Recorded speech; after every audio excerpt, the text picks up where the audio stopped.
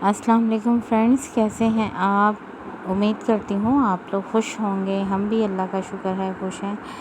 अभी ये 6 बजे का टाइम है। आज मैंने आपके साथ इवनिंग रूटीन शेयर करती हूँ खाना बनाने की। सबसे पहले आप मेरे चैनल को सब्सक्राइब करें, लाइक करें, शेयर करें, कमेंट करें और जो भी गलती हो वो ज़रूर मुझे बताएं। ये देखें, आज है 47 डिग्री फील था ये, तो गर्मी की मैंने कहा आपसे ये भी शेयर करूँ थोड़ा सा।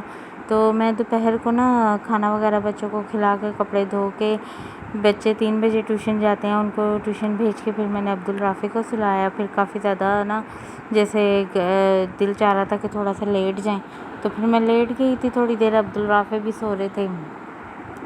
फिर लाइट चली गई थी हमारी तकरीबन 4:30 बजे दोबारा ना।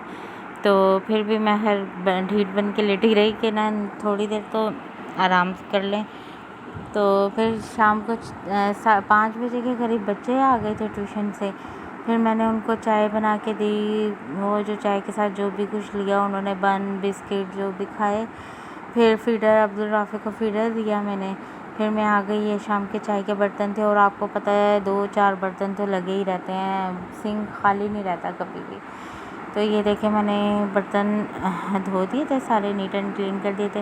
अच्छा, गोश्त ना मैंने पकने रखा था। मैं ऐसा करती हूँ, बकरे का गोश्त हो या ये कुर्बानी का गोश्त हो, तो थोड़ा सा पानी में ना इसको हल्का सा जैसे बॉयल आता है ना, फिर मैं उतार देती हूँ उसको और ना उसका पानी छान देती हूँ। तो ये देखें, मैंने पानी ही उबलने के लिए रखा था। तो मैंने कहा चले इतनी देर में बर्तन धुल लेंगे, इतनी देर में गोश्त हल्का सा, जैसे इससे ये होता है जैसे स्मेल होती है ना बकरे के गोश्त में, या ये तो खैर दुम्बे का गोश्त था। तो मैंने कहा चले आज अपने मियाँ को नमकीन बना के खिलाती हूँ, नमकीन गोश्त बनाती हूँ ना मैं। तो ये पहले मैंने इसको हल्का सा बॉईल करके पानी फेंका। अब मैं 1 चम्मच ना सिर्फ मक्खन का लूँगी और उसमें हल्का सा गोश्त को फ्राई करूँगी, लहसुन अदरक डाल के उसको अच्छे तरीके से फ्राई करके। और ना इसको बस ऐसे ही बस मैंने पानी डाल के चढ़ा दिया। अभी इसमें कुछ भी नहीं डाला हुआ है ना। तो जब ये गोश्त गल जाएगा ना, फिर इसके अंदर टमाटर, हरी मिर्चें, इनको वैसे तो मैं काट के डालती हूँ, लेकिन आज ना बस दिल चाह रहा है जल्दी जल्दी काम कर लो, तो मैंने ना ग्राइंड कर ली थी थोड़ी सी। तो वो डालूँगी बाद में जब गोश्त गल जाएगा। इतनी देर में मैंने सोचा आटे को हम करते हैं सेट। आटा का बस गूँदने का इसलिए ये होता है कि ये कल दोपहर तक का मेरा आटा है।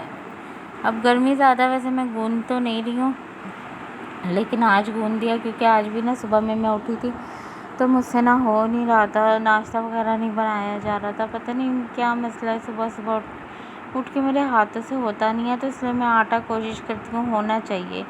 और फिर दिन जब एक रूटीन होती है ना इंसान की, अगर वो ना हो ना शुरुआत उस रूटीन से, तो वो सारा दिन ना एबनॉर्मल रूटीन ही रहती है उसकी, तो वो समझ नहीं आती रूटीन।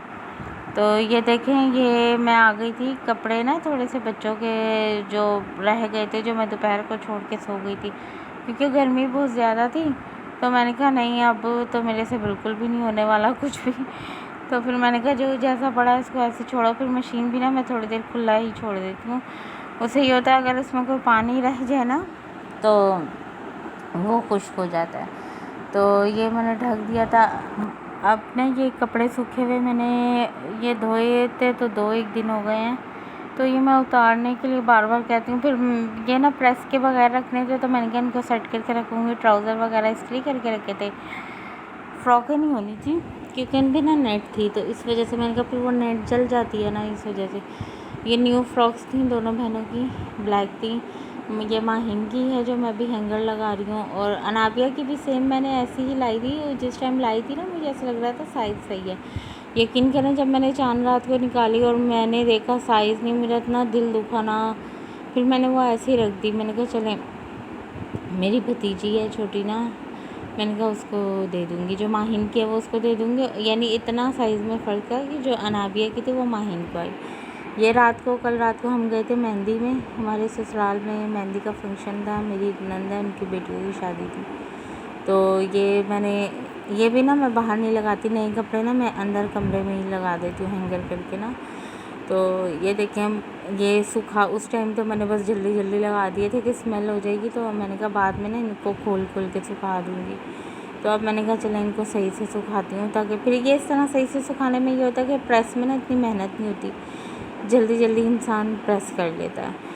तो ये कि यहाँ पे ही अच्छी हवा चल पड़ी थी हमारी इस टाइम ना, शाम में ऐसा होता है ठंडी हवा चल पड़ती है। और अल्लाह का शुक्र है घरों में भी थोड़ा सुकून हो जाता है जब हवा चल जाए ना। और जिस दिन हवा नहीं चलती उस दिन तो फिर ज़ाहिर गर्मी होती है।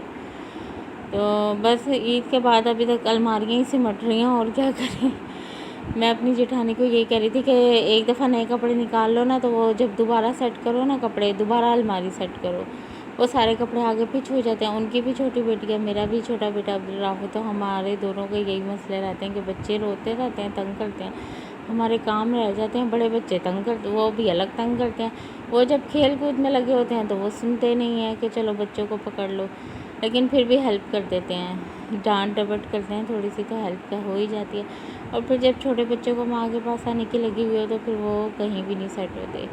तो ये मेरा दुपट्टा उतर गया था, मुझे बिल्कुल नहीं पता चला, तो फिर मैंने दोबारा दुपट्टा ओढ़ा तो अच्छा नहीं लग रहा था मुझे बिल्कुल भी ऐसे, और एकदम मेरे ध्यान में आया कि ओहो मेरा दुपट्टा उतर गया।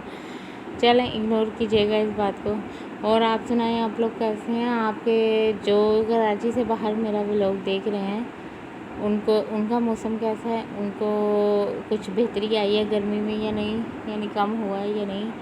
और ये देखें गोश्त गल गया था तो मैंने टमाटर और हरी मिर्चों को ग्राइंड कर लिया था।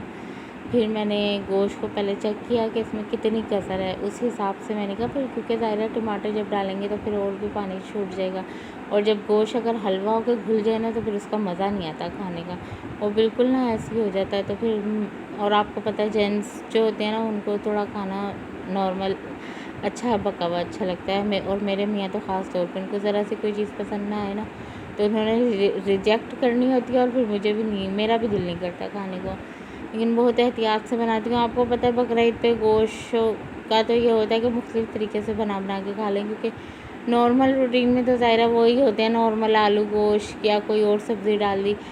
बकरा ईद के दिनों में ये होता है चलो कोई भून लिया गोश्त को, या इस तरह सूखा सूखा जैसे बना के खा लिया, ये तिक्के बोटियाँ। अब ये देखें, ये मैंने कहा यहाँ भी फैला हुआ था, ये आलू प्याज वगैरह उठा के रख देते हैं ना उधर से, क्योंकि फिर ना वो गीले हो जाते हैं, ख़राब हो जाते हैं। और ये जो छोटी मिक्सी है, ये इसमें ना मैंने साबुत धनिया और ज़ीरा ना हल्का सा तवे पे फ्राई करके मैंने ग्राइंड किया था। ये अक्सर कढ़ाई वगैरह में डालें या जो चपली कबाब होते हैं ना उसके अंदर डालें तो बहुत अच्छा इसका टेस्ट आता है। तो मैंने कहा इसको भी पलट के रखूँ।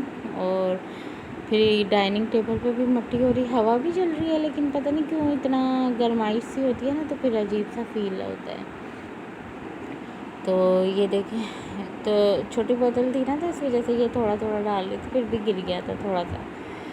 तो ये देखें, मैं कपड़ा लेकर आई हूँ, धो नहीं सकती क्योंकि इसकी मोटर साथ ही जॉइंट है ना, तो ये कपड़ा साफ़ ही है मेरा, मैं सिर्फ देगचियाँ वगैरह उठाने में यूज़ करती हूँ इस कपड़े को ना, वैसे कोई चीज़ नहीं करती।